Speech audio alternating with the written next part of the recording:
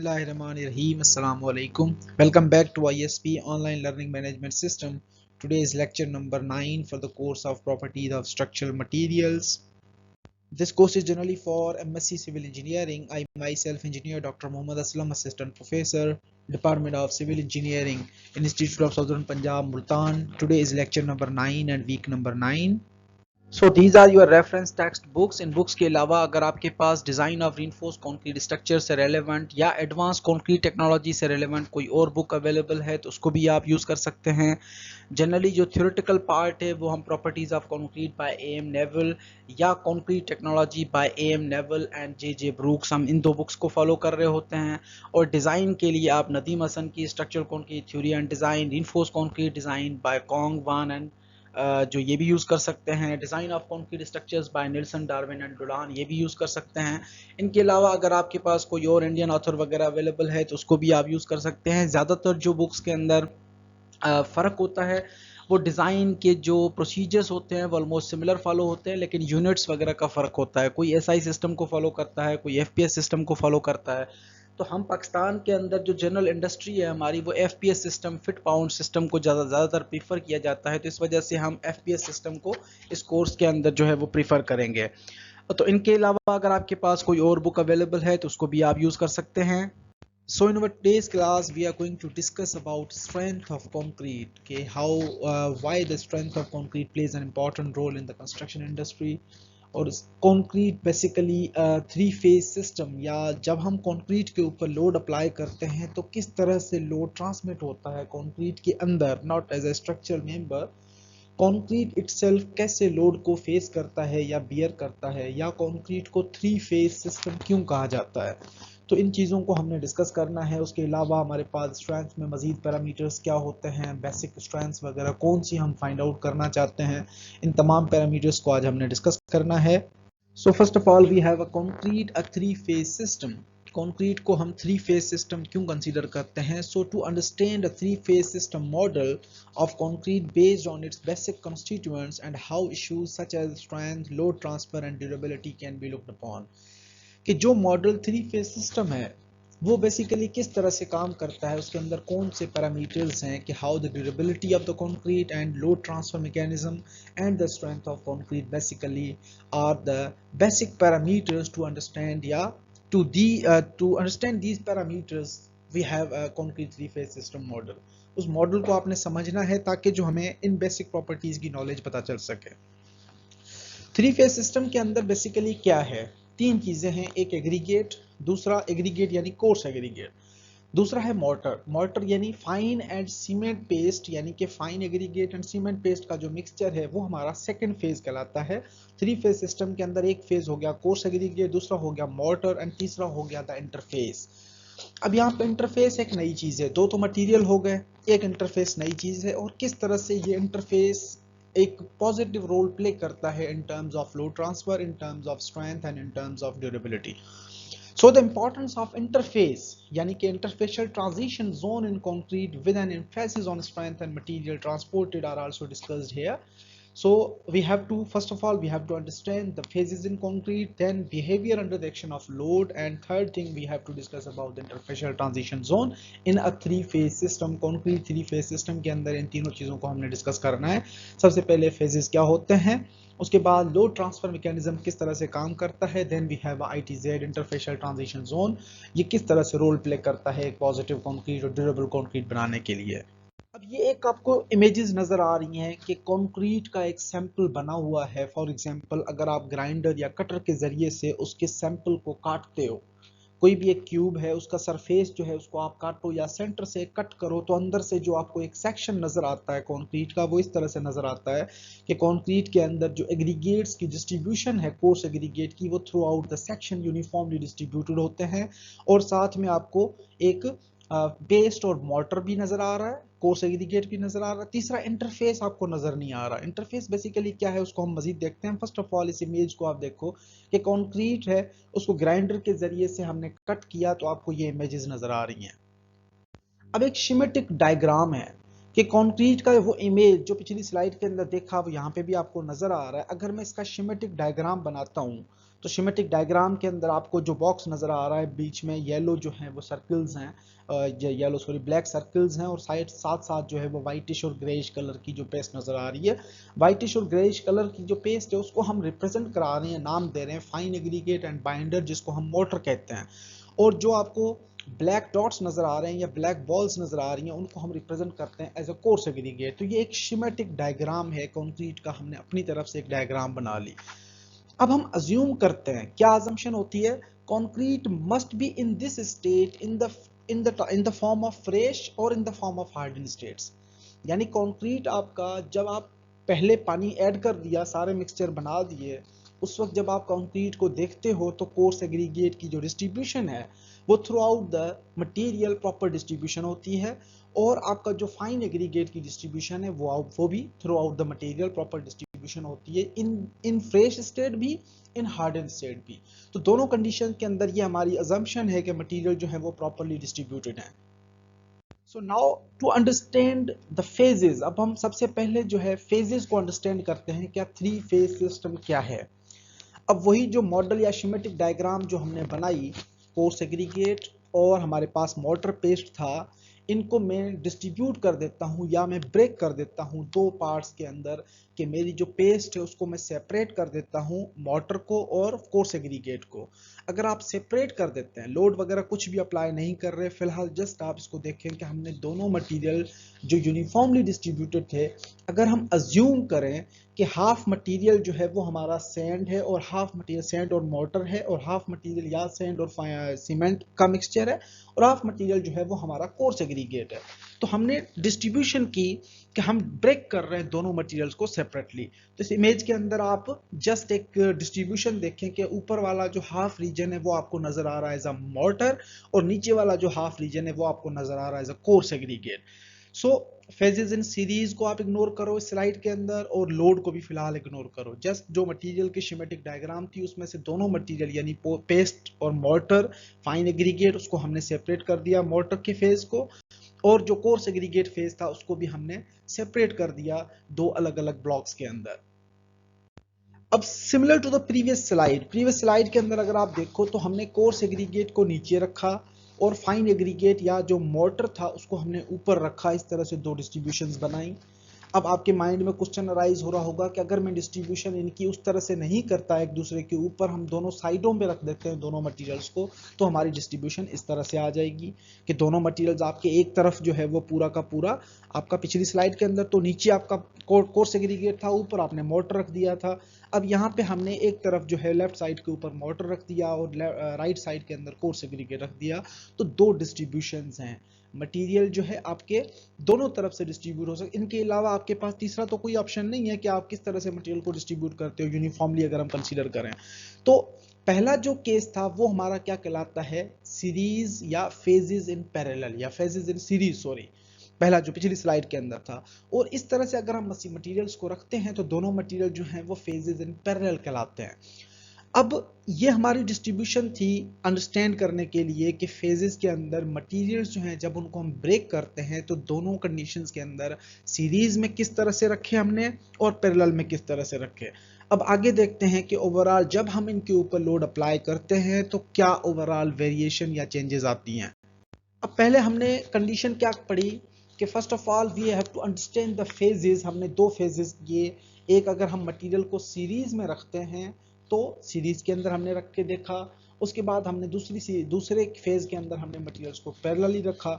अगर हम मटेरियल दोनों को सीरीज में रखते हैं जो कि अभी आपको इस स्लाइड के अंदर नजर आ रहा है, और कंक्रीट के ऊपर लोड अप्लाई करते हैं, यानी जो आपका मेजर कंक्रीट का स्पेसिमेन है जो शिमेटिक डायग्राम के अंदर नजर आ रहा है, पहले वाली इमेज जो आपको नजर आ रही है जो लेफ्ट हैंड के ऊपर, इसके अंदर आपने देखा कि एग्रीगेट्स डिस्ट्रीब्यूटेड थे, हमने लोड अप्लाई किया, कंक्रीट हमारा किस तरह से बिहेव करता है। उसके बाद हमने थ्री फेज सिस्टम को अंडरस्टैंड करने के लिए दोनों मटेरियल्स को सीरीज के अंदर डिस्ट्रीब्यूट कर दिया कि बॉटम के अंदर हमारे तमाम कोर्स एग्रीगेट्स हैं और टॉप के अंदर हमारे तमाम फाइन एग्रीगेट्स हैं, और हम उसके ऊपर एक लोड अप्लाई करते हैं।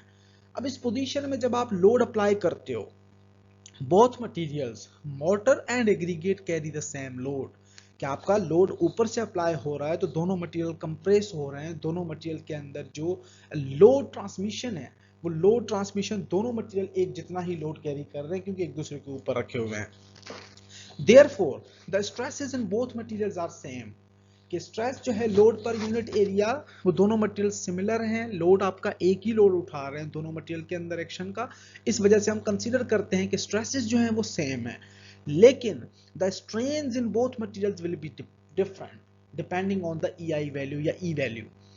अब स्ट्रेस स्ट्रेन से क्या मुराद है कि हमारे जो मटेरियल्स हैं कोर्स एग्रीगेट वो ज़्यादा स्टिफर होते हैं, उनकी मोड्स ऑफ इलास्टिसिटी ज़्यादा होती है, इस वजह से वो कम डिफॉर्मेशन फेस करेंगे, यानी उनके अंदर स्ट्रेन जो है वो कंप्रेसिबिलिटी कम होगी बनिस्बत फाइन एग्रीगेट के। फाइन एग्रीगेट आपका ज़्यादा कंप्रेस होगा।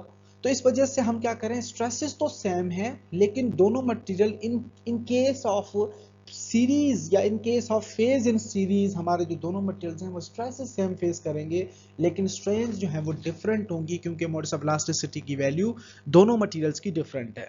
इसी तरह से अगर हम फेजेस इन पैरेलल कंसीडर करते हैं तो दोनों मटेरियल्स के ऊपर जो आपका लोड अप्लाई हो रहा है, अब इस तरह से मटेरियल की डिस्ट्रीब्यूशन एज अ पैरेलल है, तो इस केस में जब हम लोड अप्लाई करते हैं तो both materials the mortar and the aggregate are subjected to the same level of strain.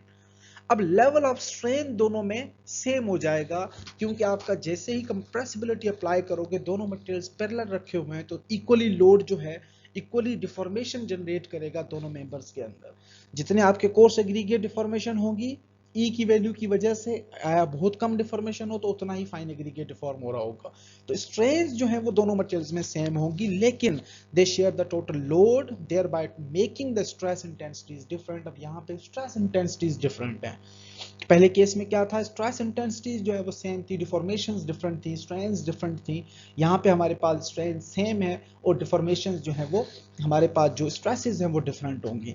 तो ये दोनों की जो कंडीशन थी, सीरीज के अंदर भी आपको एक लोडिंग की ट्रांसमिशन की वजह से क्या वेरिएशन आ रही है, लोड स्ट्रेसेस सेम है एक मटेरियल के अंदर, वेरिएशन है स्ट्रेन्स के अंदर, लेकिन दूसरे के अंदर हमारे पास स्ट्रेन सेम है और लोड वेरिएशन है। तो ये हमारे पास जो है लोड किस तरह से एक्ट करता है इन मेंबर्स के अंदर या कंक्रीट के थ्री फेज सिस्टम के अंदर। अब दोनों चीजों को कंबाइन में देखते हैं कि एक हमारे पास सीरीज में था एक पैरेलल में था। जो एक्चुअल कंक्रीट का behaviour under the action of load, जो एक्चुअल आप कंक्रीट बना चुके हो उसके ऊपर लोड अप्लाई करते हो, the real behaviour of actual concrete is somewhere lies in between series and parallel mechanism of load transfer. अब एक्चुअल जो कंक्रीट है वो ना तो आपका सीरीज की तरह काम करता है ना पैरेलल की तरह काम करता है, वो इन दोनों के दरमियान कहीं लाई कर रहा होता है इसका लोड बिहेवियर। इस वजह से हम कंसीडर करते हैं कि स्ट्रेसेस भी डिफरेंट हो सकती हैं और स्ट्रेन्स भी डिफरेंट हो सकती हैं। स्ट्रेसेस यूनिफॉर्म भी हो सकती हैं, स्ट्रेन्स वेरी भी कर सकती हैं। स्ट्रेन जो है वो यूनिफॉर्म हो सकती हैं, स्ट्रेसेस वेरी कर सकती हैं।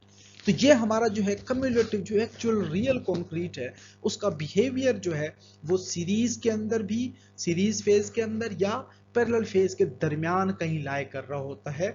इस बेसिकली मैकेनिज्म को हम जो है थ्री फेज सिस्टम कंसीडर करते हैं।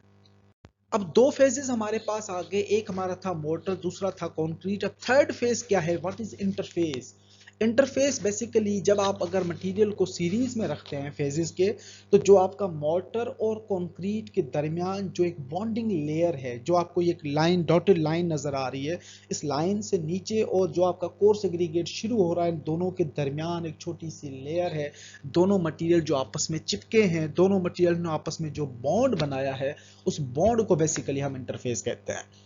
So the interface between motor and coarse aggregate is not critical, क्योंकि जब आप फेज इन सीरीज में बात करते हो तो सीरीज में बॉन्ड का कोई असर नहीं होता, दोनों मटेरियल एक दूसरे के साथ एक दूसरे के ऊपर रखे हुए हैं, वो दोनों कंप्रेस हो जाएंगे।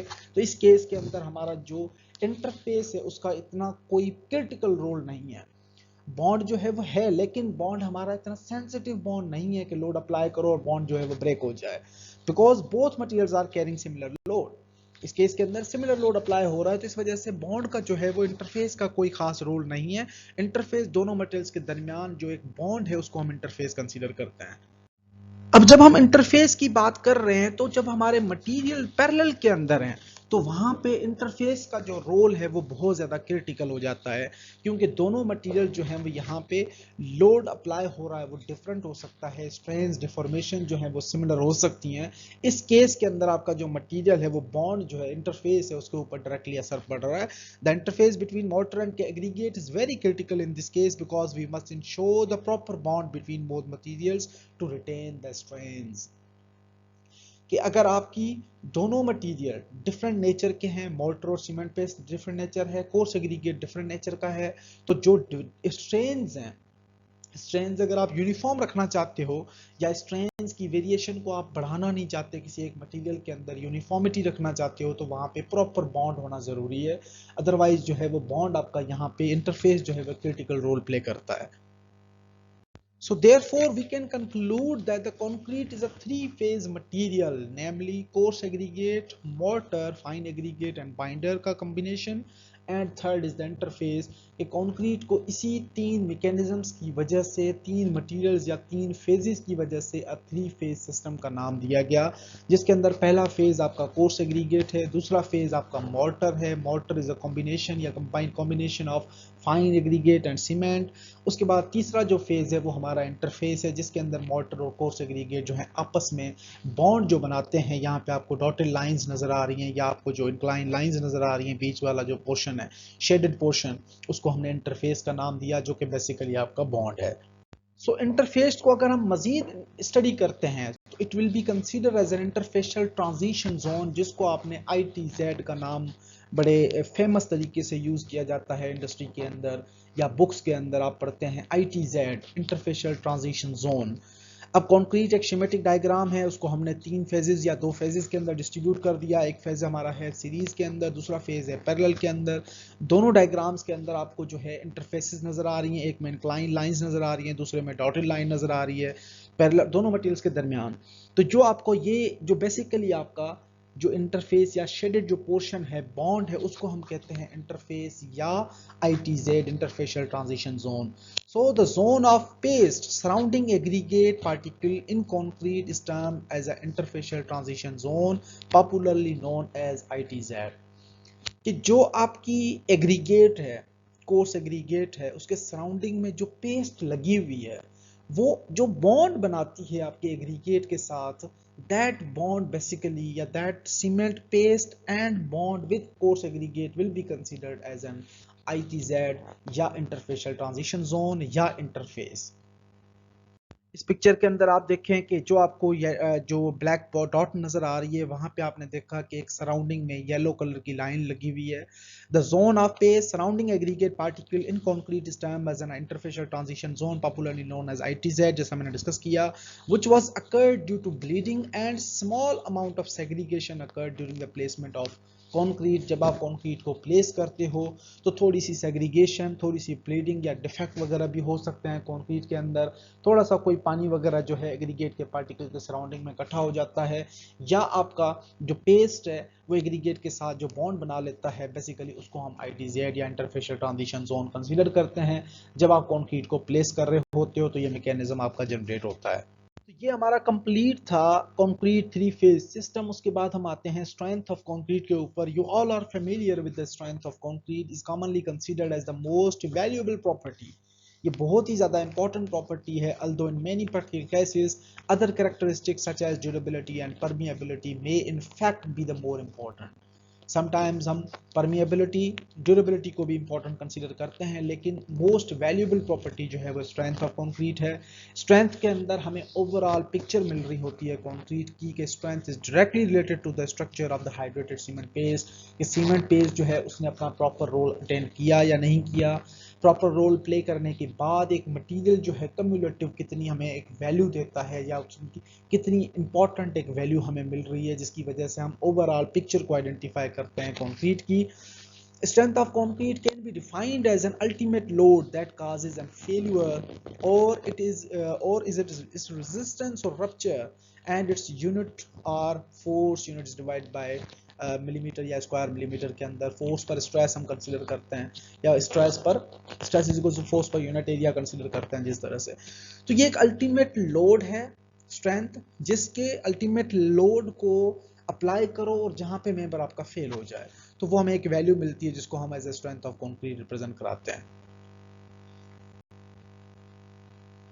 ये आपको एक मशीन का सेटअप नजर आ रहा है जिसके अंदर हम स्ट्रेंथ जो है किस तरह से ऑब्टेन करते हैं लेबोरेटरीज के अंदर। स्ट्रेंथ ऑफ कंक्रीट जो है उसको हम कंप्रेशन के अंदर भी आइडेंटिफाई कर सकते हैं और टेंसाइल के अंदर भी आइडेंटिफाई कर सकते हैं, फ्लेक्सचर के अंदर भी आइडेंटिफाई कर सकते हैं।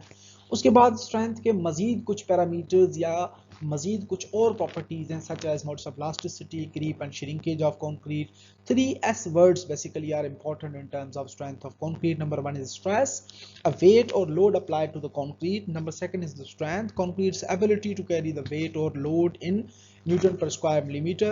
And third is the strain, how much the concrete stretches or compresses, deforms under the loading. कि stress क्या है, कितना लोड जो है वो अप्लाई कर सकते हैं कंक्रीट के अंदर प्योरली एज अ लोड।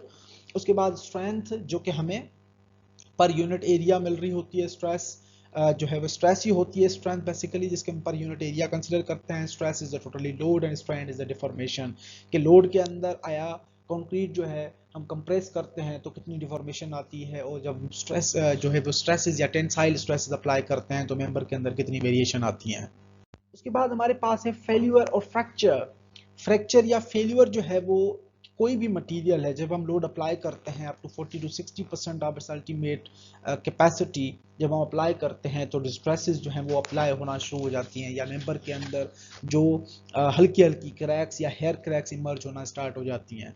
जैसे आप लोड को बढ़ा देते हो 40% to 60%, आपको डिफॉर्मेशंस नजर आ रही होती हैं, हल्के हल्के क्रैक्स इमर्ज होना स्टार्ट हो जाते हैं। जैसे आप एक्सीड करते हो 70 to 90% तो आपके वो क्रैक्स जो हैं अल्टीमेट क्रैक्स जो हैं वो बढ़ना स्टार्ट हो जाती हैं, और मेंबर जो है वो डिस्ट्रेसेस या स्मॉल फिशर्स वगैरह अपीयर होना स्टार्ट होती हैं मेंबर के अंदर, और मेंबर जो है वो स्लोली फ्रैक्चर की तरफ जा रहा होता है और फेल्यूर अपीयर होता है।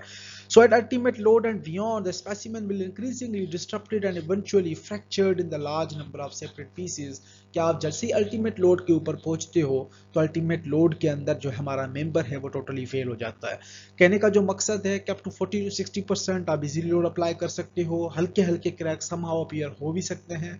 जैसे आप 70 to 90% लोड अप्लाई करते हो, स्मॉल डिस्ट्रेसेस या फिशर्स वगैरह क्रैक्स वगैरह अपीयर होना स्टार्ट हो जाती हैं। उसके बाद जैसे आप 90% से ऊपर जाते हैं तो मेंबर जो है वो लार्ज सेपरेट पीसेस के अंदर ब्रेक हो जाता है, टूट जाता है।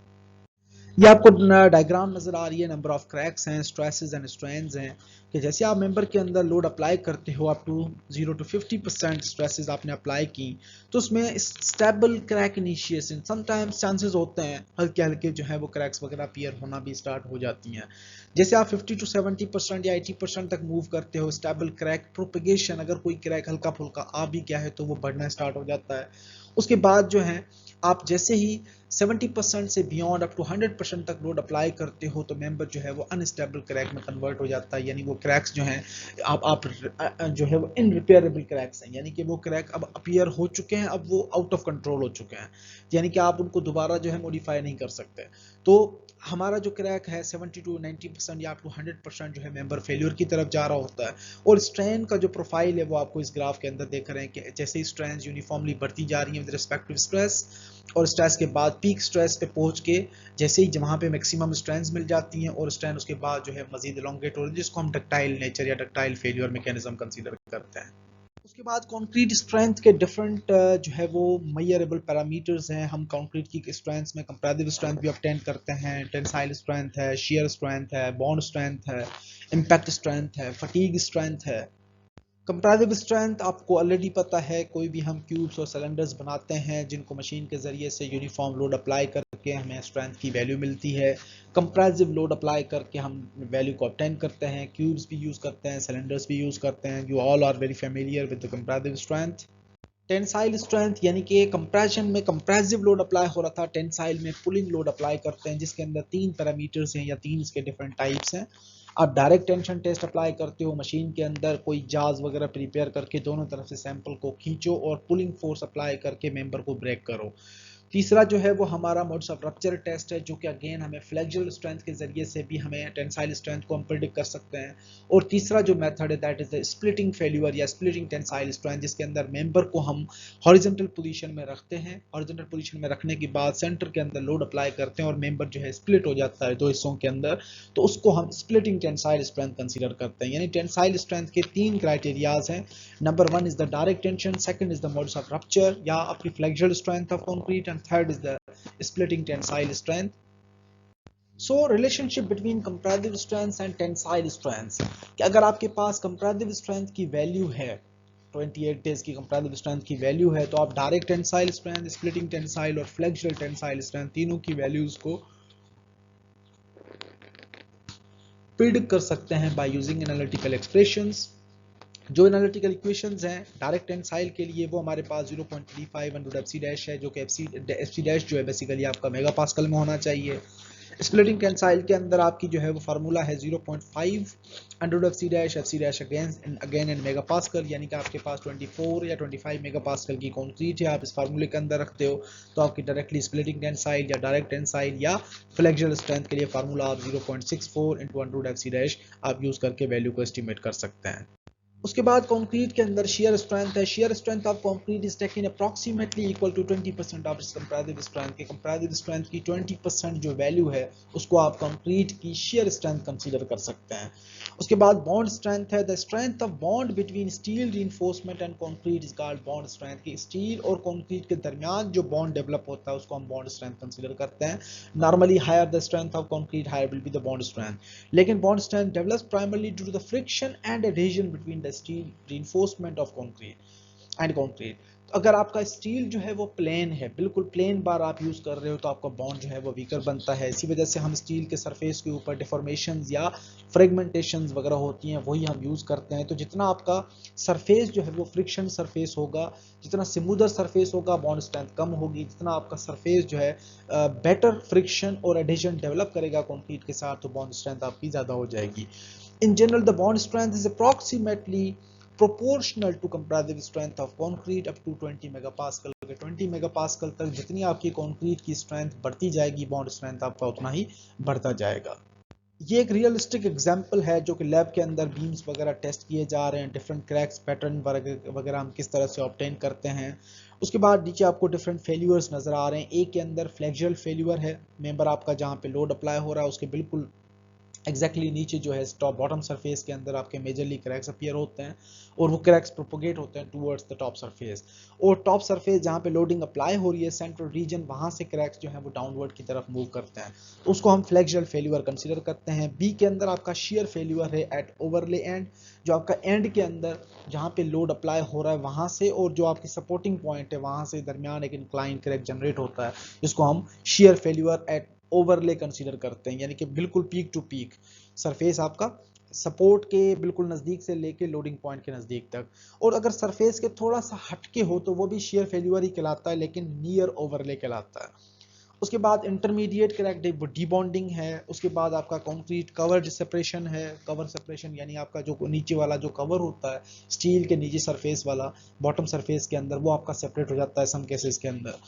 ओवरले एंड पीलिंग, यानी कि एंड जो है आपका कंप्लीटली जो है वो पील ऑफ हो जाता है, यानी कि अगर नीचे कोई एडिशनल रीइंफोर्समेंट्स वगैरह हैं वो आपकी ब्रेक हो जाती हैं, या हाफ से जो है वो डीबॉन्डिंग टाइप का फेल्यूर अपीयर होता है। तो ये हमारे पास डिफरेंट जो है वो फेल्यूर्स हैं या स्ट्रेंथ्स के अंदर हम किस तरह से ऑब्टेन करते हैं मेंबर्स के लिए। सो बॉन्ड स्ट्रेंथ के अंदर समटाइम्स हमें महसूस होता है कि कंक्रीट का जो सरफेस है स्टील के साथ वो प्रॉपर बॉन्ड नहीं बनाता, या स्टील का जो सरफेस है वो प्लेन बार्स हैं तो उस वजह से प्रॉपर बॉन्ड नहीं बना, या स्टील जो है वो करोड हो गया तो बॉन्डिंग जो है वो आपकी वीक होना स्टार्ट हो जाती है। तो बॉन्ड स्ट्रेंथ के अंदर भी तीन डिफरेंट केसेस हैं। इंक्लाइन केसेस हैं आपके जो है वो पैरेलल केसेस हैं और टेंसाइल केसेस हैं, यानी कंपैरेटिव जिसकी वजह से inclined bond interface failure appear होता है। उसके बाद जो है वो पैरेलल बॉन्ड इंटरफेस जो कि आपको नजर आ रहा है मिड के अंदर, और थर्ड जो है वो आपका बॉन्डिंग इंटरफेस जो कि अगर टेंसाइल लोडिंग की वजह से बॉन्डिंग आपकी फेल हो जाए या इंटरफेस आपका रप्चर कर जाए। तो बॉन्ड स्ट्रेंथ के अंदर ये भी हमारे पास तीन डिफरेंट क्राइटेरियाज हैं जिनके अंदर हम लोडिंग्स वगैरह को कंसीडर करते हैं, या फेल्यूर्स वगैरह मेंबर के अंदर किस तरह से अपीयर होते हैं एज अ बॉन्ड इंटरफेसेस। उसके बाद इम्पैक्ट स्ट्रेंथ है। इम्पैक्ट स्ट्रेंथ यानी सर्टेन हाइट से आप कंक्रीट के ऊपर कोई लोड गिराओ, यानी कि इम्पैक्ट लोडिंग अप्लाई करो कंक्रीट के ऊपर, तो इम्पैक्ट स्ट्रेंथ हमारी किस तरह से अचीव होती है। Impact strength of concrete is of importance in driving piles. Concrete के पाइल्स हैं फाउंडेशंस के अंदर, फॉर मशीन्स वगैरह आप यूज करते हो, जैसे नेलिंग होती है, कील है ना, कील को हम लगाते हैं किसी लकड़ी के अंदर, ऊपर से हैमर लगाते हैं, इसी तरह से पाइल्स की नेलिंग होती है, कील की तरह पाइल बनाए जाते हैं फाउंडेशन की स्टेब्लिशमेंट या सॉइल की स्टेबलाइजेशन वगैरह के लिए। तो वहां पे डिफरेंट जो पाइल्स हैं उनको क्रेन्स के जरिए से एक हैमर के जरिए एक लोड अप्लाई किया जाता है तो उसका टॉप सरफेस जो है उसके ऊपर जैसे आपका हैमर डायरेक्टली पड़ता है, तो अगर आपने टॉप सरफेस को प्रॉपर या स्ट्रॉन्गर नहीं बनाया तो उसका टॉप सरफेस तो फेल हो जाएगा। तो ये इम्पैक्ट स्ट्रेंथ हमारी इंपॉर्टेंट वैल्यू प्ले कर रही होती है in terms of foundations, in terms of piles ड्रिविंग वगैरह, exerting impulsive load and also when accidental impact is possible. Sometimes real structures के अंदर कोई चीज आपकी भारी गिर जाती है कि certain height से, तो वो आपके स्ट्रक्चर को या मेंबर्स को जो है वो फेल कर सकती है। प्रीकास्ट जो मेंबर्स होते हैं वो सर्टेन हाइट से कहीं खुदा ना खास्ता गिर जाते हैं तो वो भी फेल हो जाते हैं। तो इम्पैक्ट वैल्यू एक सर्टेन इंपॉर्टेंस रखती है हमारी फील्ड के अंदर। So there is no unique relationship between impact strength and another strengths of concrete, कि स्ट्रेंथ का इम्पैक्ट स्ट्रेंथ के साथ कोई खास रिलेशन नहीं है। आप कंपैरेटिव स्ट्रेंथ से, जैसे आप टेंसाइल स्ट्रेंथ निकाल लेते हो कंपैरेटिव स्ट्रेंथ को यूज करके, जैसे आप कंसीडर करते हो कि 20% of the comparative strength will be considered as the shear strength of concrete, इस तरह से इम्पैक्ट वैल्यू का कोई प्रॉपर रिलेशन नहीं है, क्योंकि इम्पैक्ट स्ट्रेंथ कंक्रीट की अच्छी है। अगर आप एक सर्टेन हाइट से ड्रॉप करोगे तो ऑफकोर्स कंक्रीट ब्रिक की तरह टूट जाएगा, जैसे शीशे का गिलास है, सर्टेन हाइट से आप ड्रॉप करोगे क्योंकि बिल्टेड मटेरियल्स हैं। However, some researchers have found that impact strength is related to the comparative strength, and it has been suggested that the impact strength varies from 0.5 to 0.75 of the comparative strength of cube specimens. कुछ researcher कहते हैं कि up to 50 to 75% जो comparative strength की value है, 50 to 75% of comparative strength can be considered as an impact strength of concrete.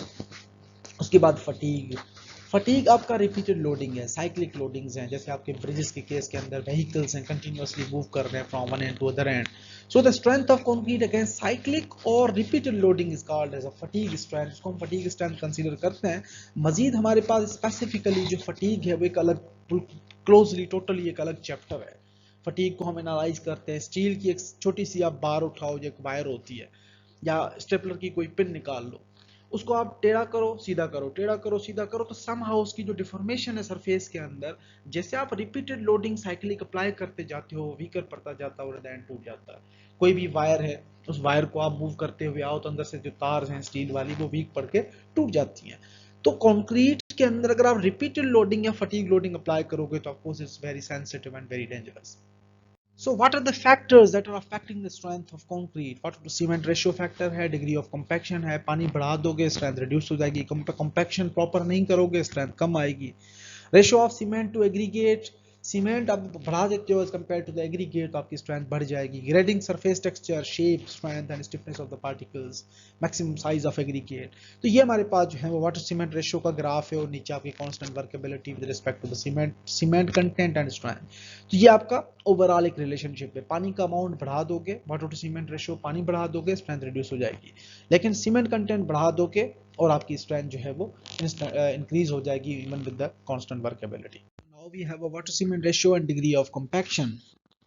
Strength of concrete primarily depends upon the strength of cement paste. अगर cement paste की strength अच्छी है, जो friction या स्टिफमेंट cement paste है, water cement ratio कम से कम है, तो ऑफ कोर्स स्ट्रेंथ आपकी ज़्यादा होगी कंक्रीट की। In 1918, Abraham's law states that assuming full compaction and at a given age and normal temperature, strength of concrete can be taken to inversely proportional to the water cement ratio. Stress is equals to A over B whole power W over C. यानी water cement ratio overall आपका increase हो जाता है तो concrete की जो strength है वो रिड्यूस हो जाती है। The strength of cement paste depends upon the dilution of paste, or in other words, the strength of paste increases with cement content and decreases with air and water. अगर आपका overall degree of compaction कम है तो आपकी strength या porosity या air void ज़्यादा रह जाते हैं तो स्ट्रेंथ ऑफ कंक्रीट भी रिड्यूस हो जाती है। पानी का कंटेंट ज़्यादा है तो स्ट्रेंथ आपकी कंक्रीट की रिड्यूस हो जाती है। So these are the relationships of water cement ratio and comparative strength, एक होता है वाटर सीमेंट रेशियो। अगर वाटर सीमेंट रेशियो आपका ज़्यादा है, स्ट्रेंथ कम हो जाती है। एक होता है सीमेंट टू वाटर रेशियो। अगर सीमेंट टू वाटर रेशियो आप ज़्यादा प्रोवाइड करते हो तो स्ट्रेंथ ऑफ कंक्रीट भी ज़्यादा हो जाती है। इसी तरह से जो है वो दोनों पैरामीटर्स आपको नज़र आ रहे हैं। वाटर सीमेंट रेशियो आपका ऑलरेडी जो है वो डायरेक्टली प्रोपोर्शनल नहीं है, water cement ratio inversely proportional है स्ट्रेंथ के। सीमेंट टू वाटर रेशियो जो है वो डायरेक्टली प्रोपोर्शनल है स्ट्रेंथ के। ये अगेन जेल स्पेस रेशियो है, जो कि एयर वॉइड्स वगैरह या जेल्स वगैरह जिस तरह से डेवलप होते हैं कंक्रीट के अंदर, जितना आपके जेल स्पेस या जो कैपिलरी पोर्स वगैरह हैं वो ज़्यादा बन जाते हैं कंक्रीट के अंदर, जो माइग्रेशन ऑफ वाटर है अगर वो प्रॉपर हो जाती है तो स्ट्रेंथ भी आपका बेहतर डेवलप होता है। Since concrete is a brittle material, its porosity primarily governs its strength. The comparative strength is found to be severely decreasing with increasing in the porosity. एक होती है पोरोसिटी, पोरोसिटी जितनी बढ़ जाएगी आपकी स्ट्रेंथ रिड्यूस हो जाएगी, लेकिन जेल पोर्स जितने डेवलप होते हैं कंक्रीट की स्ट्रेंथ उतनी ही बेहतर बनती है। जेल पोर्स यानी कैपिलरी पोर्स, जेल जेल यानी कैपिलरीज छोटी छोटी जो डेवलप होती हैं। The porosity of concrete which governs the strength of concrete is affected by the gel space ratio in concrete. The gel space ratio basically is the ratio of solid products of hydration to the space available for these hydration products. A higher gel space ratio reduces the porosity and therefore increases the strength of concrete. उसके बाद है हमारे पास aggregate to cement ratio. Aggregate to cement ratio is only secondary factor in strength of concrete, but it has been found that the constant water cement ratio, a leaner mix, leads to a higher strength.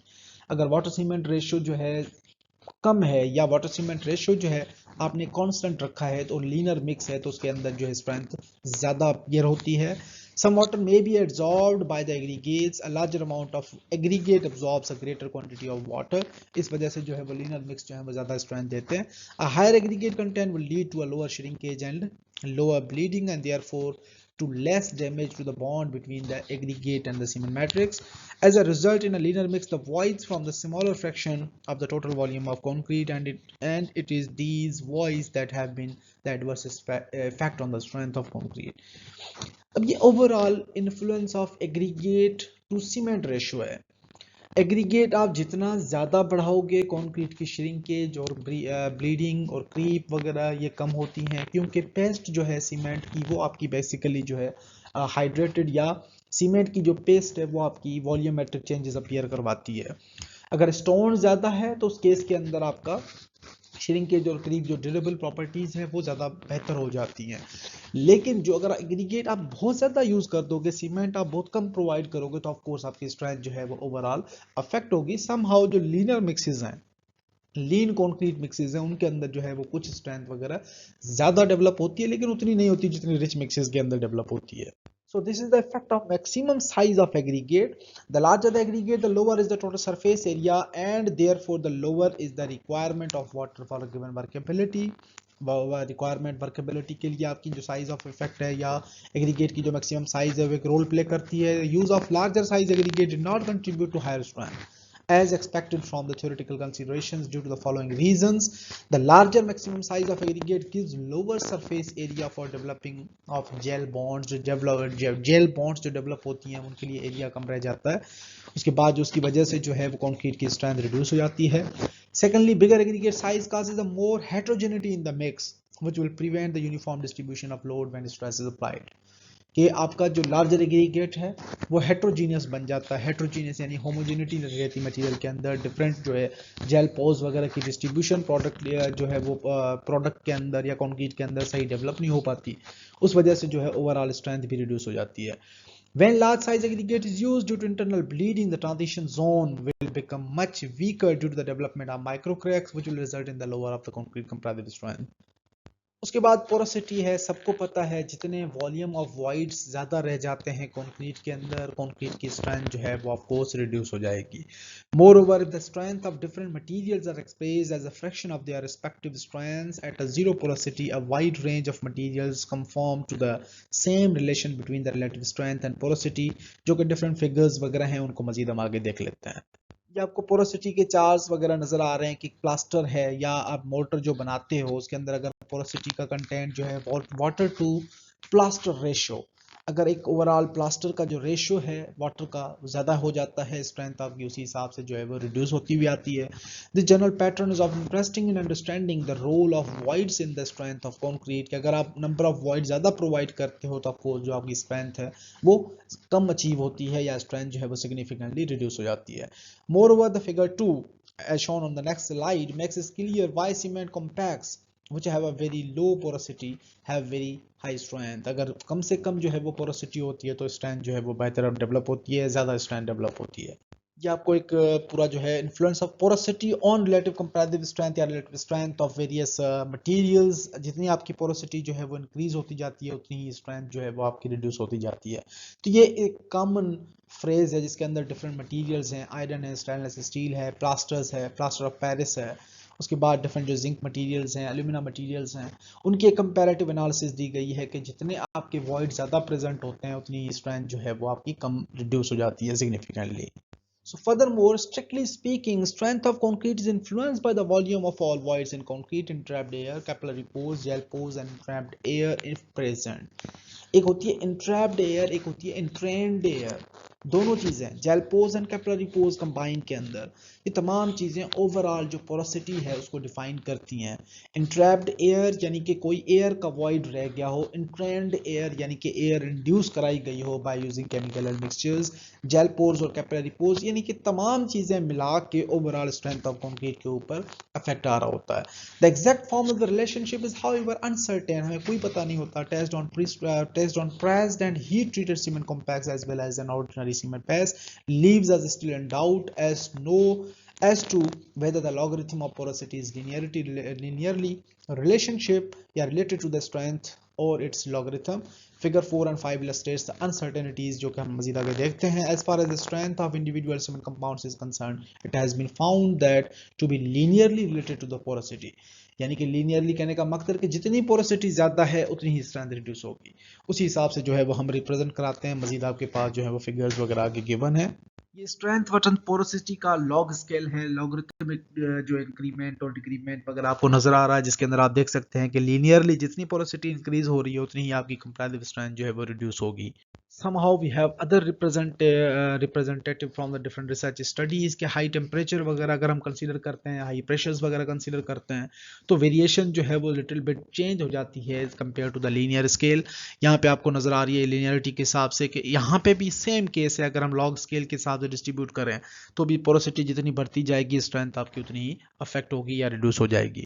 Again, we have similar relationships here between the comparative strength and purity and the porosity of pure compounds, C3S, C2S, C3A, C4AF, जो भी compounds हैं different, उनकी जो आपको एक distribution है, किस तरह से ओवरऑल जो आपका हाइड्रेशन प्रोडक्ट्स अफेक्ट होती हैं और हाइड्रेशन प्रोडक्ट्स जो है वो किस तरह से पोरोसिटी अगर ज़्यादा डेवलप हो जाती है तो ओवरऑल जो स्ट्रेंथ है उसको किस तरह से डैमेज करते हैं।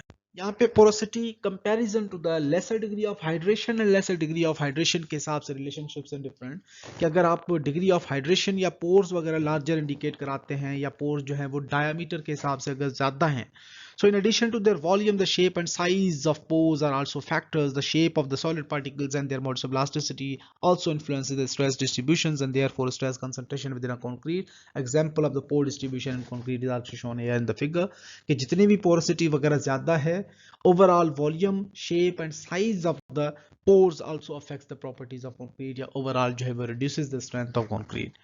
So in porosity, the important size या important term basically is the pore size.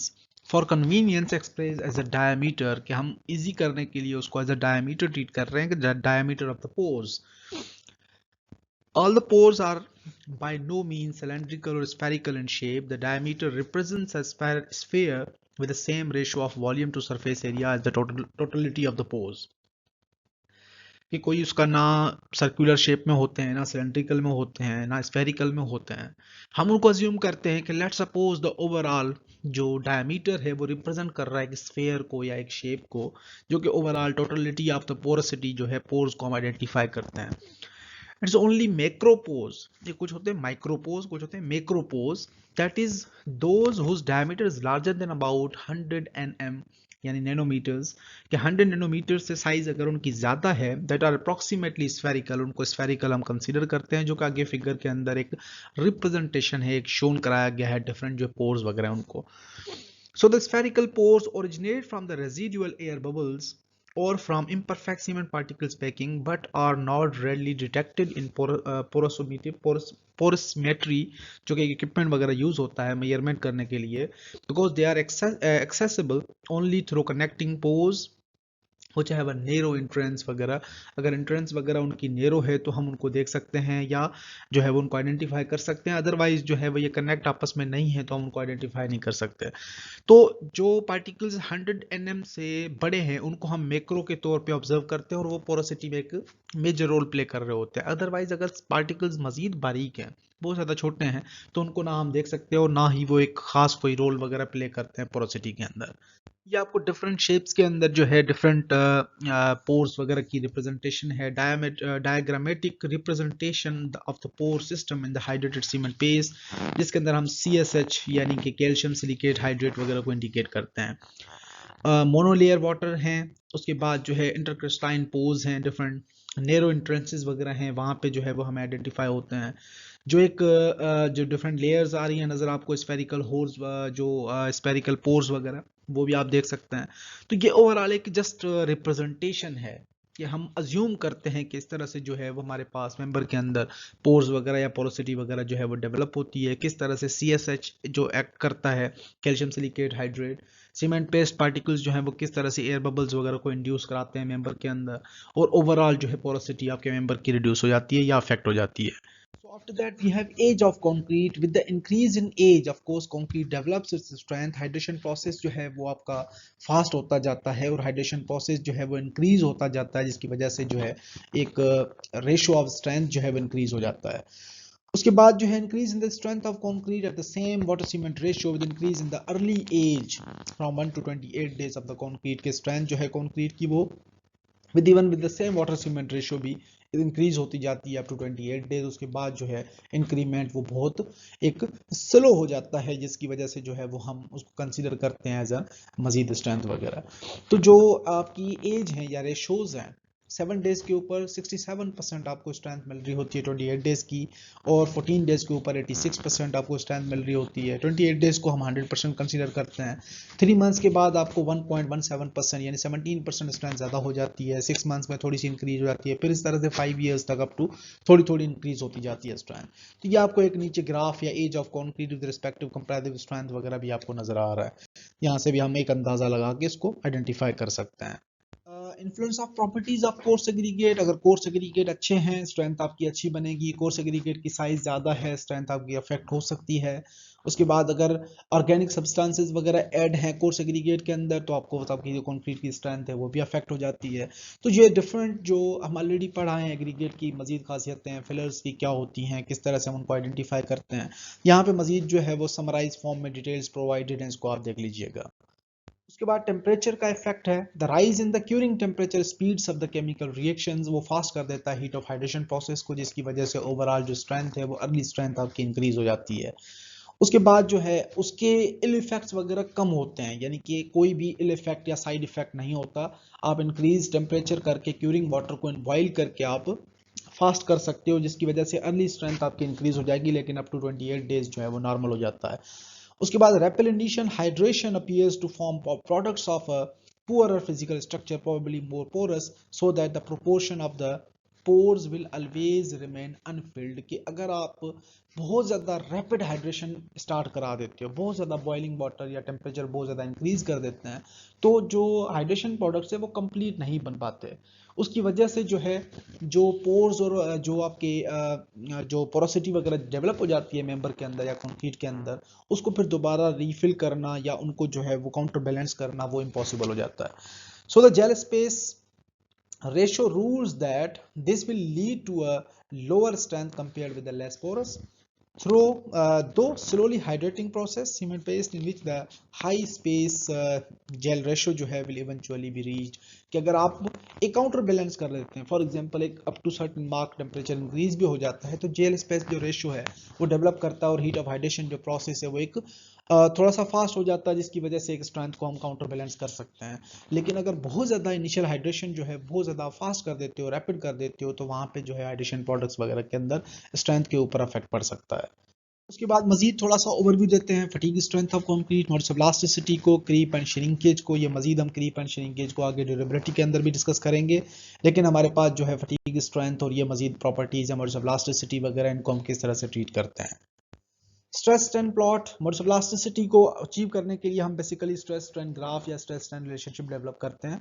Eight stress below 30% of the ultimate stress the transition zone cracks remain stable, the stress strain plot remains linear. के पहले जो 30% load है उसके अंदर एक linear development होती है, स्ट्रेसेस भी इंक्रीज हो रही हैं, स्ट्रेंथ्स भी इंक्रीज हो रही हैं और क्रैक वगैरह के कोई चांसेस नहीं है।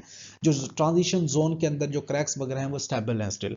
तो उसके बाद जो है अगर आप 30 to 50% तक अप्लाई करते हो तो ट्रांजिशन जोन के अंदर माइक्रो क्रैक्स जो हैं वो बिगिन होना स्टार्ट हो जाती हैं, इंक्रीज इन द लेंथ वो Aahista Aahista number of cracks और नंबर ऑफ जो लेंथ्स एंड विड्थ्स वगैरह हैं क्रैक्स की वो भी इंक्रीज होना स्टार्ट हो जाती हैं, और स्ट्रेस स्ट्रेन कर्व जो है वो नॉन लीनियर हो जाता है 30 to 50% ऑफ द लोड।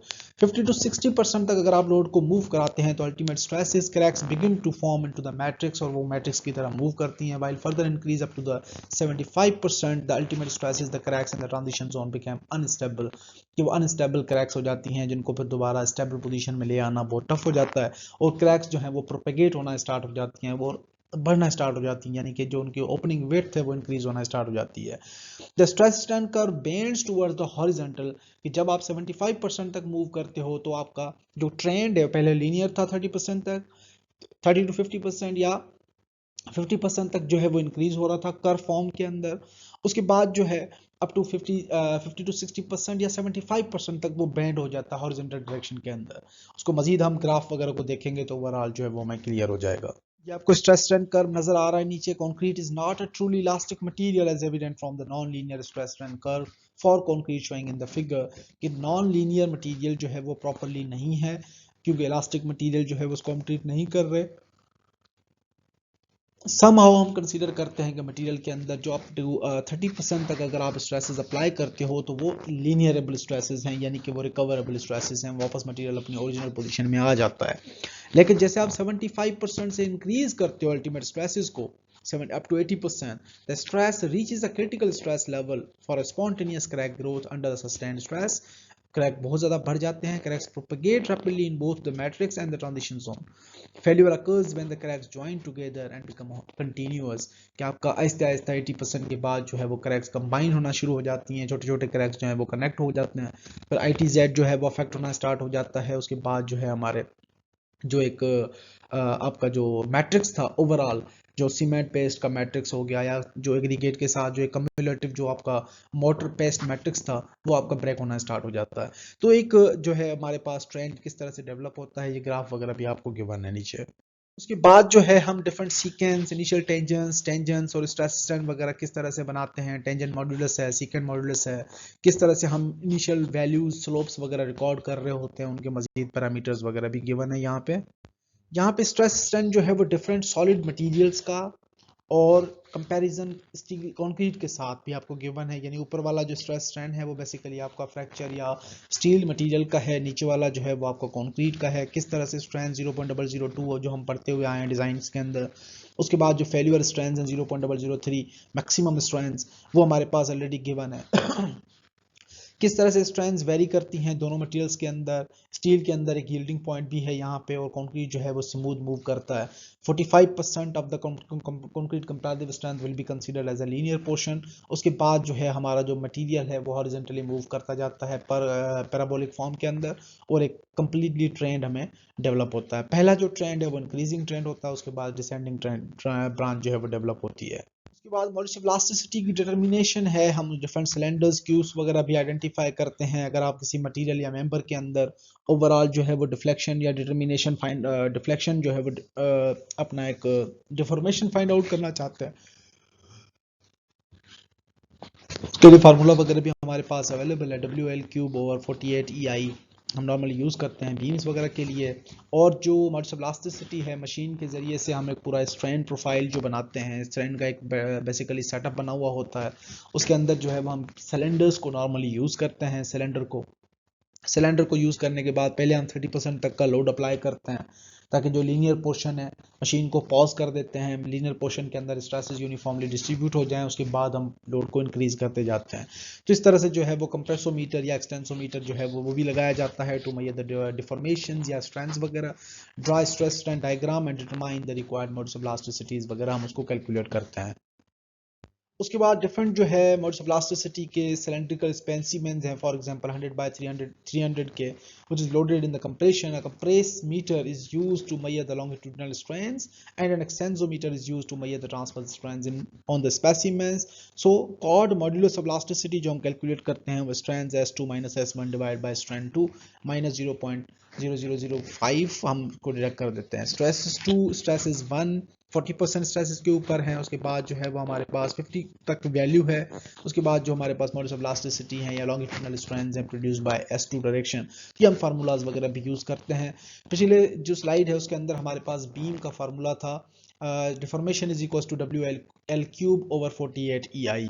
अगर आपके पास एक सिंपल बीम है तो तमाम वैल्यूज आपके पास, एक मैक्सिमम डिफ्लेक्शन की वैल्यू ऑलरेडी है लोडेड मशीन के जरिए से, तो लोड आपके पास मैक्सिमम ऑलरेडी है, लेंथ आपको पता है बीम की, इसे इनर्शिया आप ऑलरेडी फाइंड आउट कर देते हो BDQ/12 से, तो वहां से आप डायरेक्टली जो है ई का फार्मूला यूज करके भी मोड्स ऑफ इलास्टिसिटी आप एक्यूरेटली कैलकुलेट की कंसीडर कर सकते हैं। ये आपके पास सिलेंड्रिकल स्पेसिमेंस हैं, मोस्टली हमारे पास डाटा बहुत ज़्यादा आता है मशीन से, और जो है वो हम उनको कंबाइन करके फिर एक ग्राफ डेवलप करते हैं, और ग्राफ के बाद एक स्लोप जो है वो इमर्ज करवाते हैं, स्लोप से हमारे पास डायरेक्टली वैल्यू आ रही होती है। उसके बाद अगर आपके पास कंक्रीट कंपैरेटिव स्ट्रेंथ की वैल्यू गिवन है तो मॉड्यूलस ऑफ इलास्टिसिटी आप इक्वेशन यूज करके भी फाइंड आउट कर सकते हैं एज पर IS 456। आप मॉड्यूलस ऑफ इलास्टिसिटी जो है वो 5000 FC- आप निकाल सकते हैं। उसके बाद जो ACI की इक्वेशन है EC के लिए, मॉड्यूलस ऑफ इलास्टिसिटी के लिए 57,000 FC- भी हम यूज़ करते हैं। और उसके बाद जो है 5000 FC- ये भी हमारे पास जो है वो ACI की रिकमेंडेशन है PSI के अंदर। और मजीद जो है वो टेबल के अंदर आपको डिफरेंट कंपैरेटिव स्ट्रेंथ्स और comparison to the modulus of elasticity की वैल्यू गिवन है। 21 मेगापास्कल अगर कंक्रीट की स्ट्रेंथ है तो 21.4 जो है वो मॉड्यूलस ऑफ इलास्टिसिटी हो जाती है गीगापास्कल के अंदर। इस तरह से आपको डिफरेंट वैल्यूज और ग्राफ वगैरह भी गिवन है नीचे, वहां से भी हम एस्टिमेट कर सकते हैं। कंक्रीट की ओवरऑल जो मॉड्यूलस ऑफ इलास्टिसिटी है वो कौन कौन से फैक्टर्स अफेक्ट करते हैं। अगर पानी प्रेजेंट है कंक्रीट के अंदर या आपने गीला सैंपल निकाला है, क्योर्ड सैंपल, तो आपका जो ओवरऑल स्ट्रेंथ है वो भी थोड़ी सी रिड्यूस हो जाती है, और मॉड्यूलस ऑफ इलास्टिसिटी जो है वो अराउंड 15% तक अफेक्ट हो सकती है। उसके बाद जो एग्रीगेट है कंक्रीट के अंदर, जितना आप स्टिफर और टफर एग्रीगेट यूज करते हो मॉड्यूलस ऑफ इलास्टिसिटी उस कंक्रीट की उतनी ही अच्छी होती है। तो कहने का मकसद कि एग्रीगेट जितना अच्छी क्वालिटी का है, हायर क्रशिंग वैल्यू है एग्रीगेट की, और एग्रीगेट जो है वो पोरस मटेरियल से फ्री है या पोरोसिटी बहुत कम है, ऑर्गेनिक सब्सटेंसेस नहीं है, एक प्रॉपर साउंड मटेरियल है, तो वहाँ पे हमारे पास जो modulus of elasticity overall concrete की इंक्रीज हो जाती है। मजीद ये डिटेल छोटी मोटी गिवन है, इनको देख लीजिएगा। उसके बाद मॉड्यूलस ऑफ इलास्टिसिटी के लिए इंपॉर्टेंट पैरामीटर जो है वो सीमेंट मैट्रिक्स भी आ जाता है। The lower the porosity of cement matrix the higher the modulus of elasticity of the cement paste. जितनी सीमेंट मैट्रिक्स के अंदर पोरोसिटी जो है वो कम होगी, हायर मॉड्यूलस ऑफ इलास्टिसिटी उतनी बेहतर होती है। Higher the elastic modulus of cement paste, the higher the elastic modulus of concrete. Effects on the transition zone also. Transition zone जो है वो आपका ITZ जो zone है, वो अगर आपका सीमेंट मैट्रिक्स अच्छा है, पोरोसिटी कम है, ITZ बेहतर बनता है, तो आपका मॉड्यूलस ऑफ इलास्टिसिटी भी इंक्रीज हो जाती है। The void spaces and the micro cracks in the transition zone play a role in the affecting the stress and behavior of the concrete. Of course, the transition zone characteristics affect the elastic modulus more than if the comparative strength of concrete also affects. कि आपका जो overall transition zone है वो आपका ATZ जो zone है वो आपका अफेक्ट होता है। अगर वो वीकर बॉन्ड है तो आपका एग्रीगेट सीमेंट मैट्रिक्स से सेपरेट हो जाएगा, तो उसकी वजह से ओवरऑल कंपैरेटिव स्ट्रेंथ भी रिड्यूस हो जाएगी और modulus of elasticity of course reduce हो जाएगी। उसके बाद हमारे पास है Poisson's ratio, static method. When a material is compressed in one direction, it usually tends to expand in the other two directions perpendicular to the direction of compression. This phenomenon is called is the Poisson's effect. जैसे steel है, steel आप हथौड़े से अगर आप उसको मारते जाते हो तो वो साइड से फूलता जाता है, साइडों की तरफ से फैलता जाता है, जिसको हम मेलेबिलिटी ऑफ स्टील कहते हैं या मेलेबिलिटी ऑफ मेटल कहते हैं। तो कंक्रीट है, फॉर एग्जांपल अगर आप क्यूब को किसी मेंबर को कंप्रेस करते हैं ऊपर से, तो वो साइडों की तरफ एक्सपेंड होना शुरू हो जाता है, जिसको हम पॉइजन इफेक्ट कंसीडर करते हैं। So the Poisson's ratio is the fraction or percentage of expansion divided by the fraction or percentage of the compression for a small values of these changes. Poisson's ratio जो है actually एक ratio है जो कि material की compressibility और material की expansion दोनों का एक कंपैरिजन रेशियो है, जिसको हम 0.15 से लेकर 0.20 के दरमियान वेरी कर रहे होते हैं। स्मॉलर वैल्यू है। Actual value to be found from the strain measurements on concrete cylinder using extensometer. अगर आप एक्चुअल वैल्यू फाइंड आउट करना चाहते हैं तो वो आपको एक्सटेंसोमीटर से मेजर हो सकती है कि अगर आप डायमेंशन, उसके वॉल्यूमेट्रिक चेंजेस या साइड एक्सपेंशन जो है वो मेजर करें। लेकिन कंक्रीट की ओवरऑल जनरली जो वैल्यू है वो वेरी हो रही होती है 0.15 से 0.2 के दरमियान। तो अगर आप निकालना चाहते हैं स्ट्रेंथ, आपके पास वैल्यूज हैं, तो आप ये फार्मूला भी यूज कर सकते हैं। Strength in transverse direction 2 minus strength in transverse direction 1 whole divide by total strength कितनी है माइनस आप फार्मूला डिडक्ट करते हो, तो आपके पास पॉइजन रेशियो का इफेक्ट आ जाता है। या आपके पास ट्रांसवर्स स्ट्रेंथ हैं, स्ट्रेंथ 1 2 जो कि आपको ऑलरेडी वैल्यू है, स्ट्रेसेस आपके S2 और S1 जो कि हमने पिछले स्लाइड्स के अंदर हमने डिस्कस कराए थे।